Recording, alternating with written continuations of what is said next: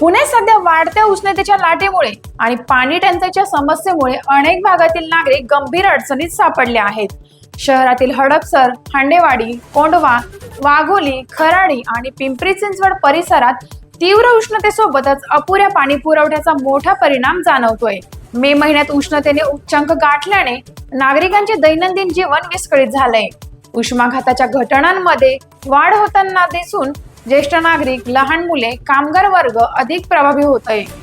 दुसरीकडे हांडेवाडी आणि कोंढवा परिसरात अनियमित पाणी पुरवठ्यामुळे रहिवाशांनी प्रशासनाविरोधात नाराजी व्यक्त केली आहे.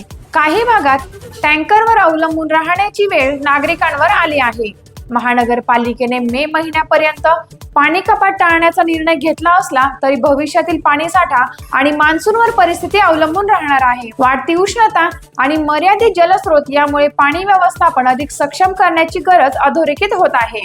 पुणेकरांसाठी सध्या उष्णतेपासून बचाव आणि पाण्याचा संयमी वापर हीच सर्वात मोठी गरज बनली आहे. टाइम्स ऑफ महाराष्ट्र न्यूज साठी पुणे जिल्हा प्रतिनिधी आलिया इनामदार यांचा रिपोर्ट.